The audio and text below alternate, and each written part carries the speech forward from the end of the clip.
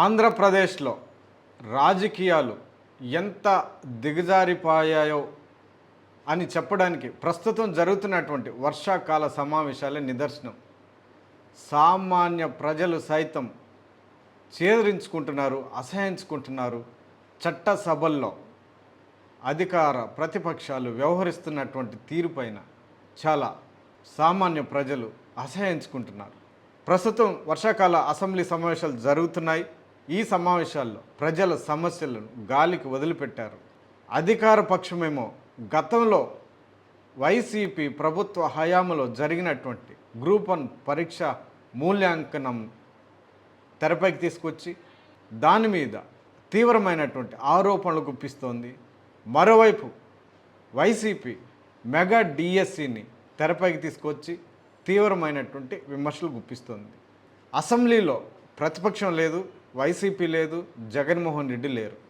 ఇక్కడ గ్రూప్ 1 అంశాన్ని సాక్షాత్తు ముఖ్యమంత్రితో సహా మిగతా వాళ్ళంతా తెరపైకి తీసుకొచ్చి వైఎస్ జగన్మోహన్ రెడ్డి హయాంలో భారీగా అక్రమాలు జరిగాయి అని ఆరోపణలు గుప్పిస్తున్నారు.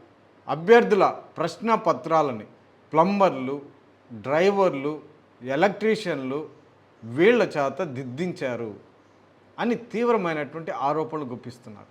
నారా లోకేష్ కానీ ఇతర కూటమి పక్షాల సభ్యులంతా ఇదే రకమైన ఆరోపణలు తీవ్రస్థాయిలో గుప్పిస్తున్నారు.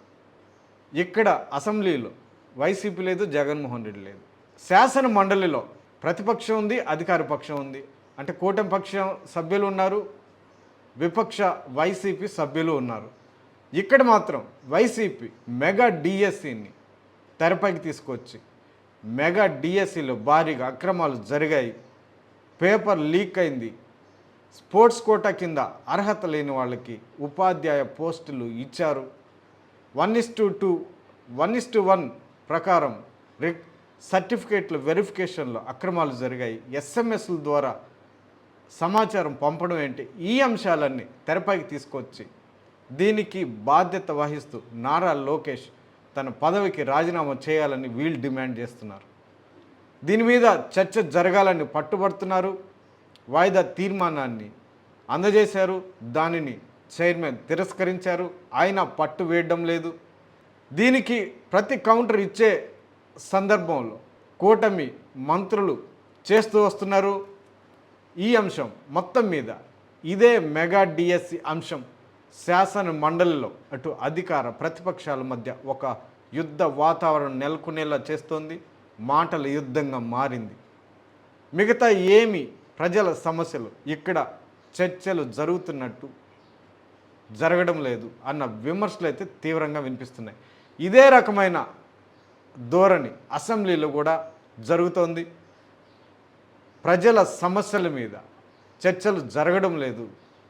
ప్రతిపక్షం వెళ్ళకపోవడము, అధికార పక్షం సొంత డబ్బా కట్టుకోవడము ఇదే చేస్తూ వస్తున్నారు. మొత్తం మీద చట్టసభల్లో ప్రజల సమస్యలు పరిష్కరించి వాటికి ఒక పరిష్కారం చూపాల్సినటువంటి చట్టసభలను సొంత రాజకీయ వేదికలుగా మార్చుకుంటున్నారు.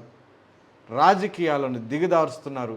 చట్టసభలకు ఉన్నటువంటి విలువలను, సంప్రదాయాలను మట్టి కరిపిస్తున్నారు అని రాజకీయ పక్షాలు, రాజకీయ విశ్లేషకులు, సామాన్య ప్రజలు సైతం తీవ్రమైనటువంటి విమర్శలు గుప్పిస్తున్నారు.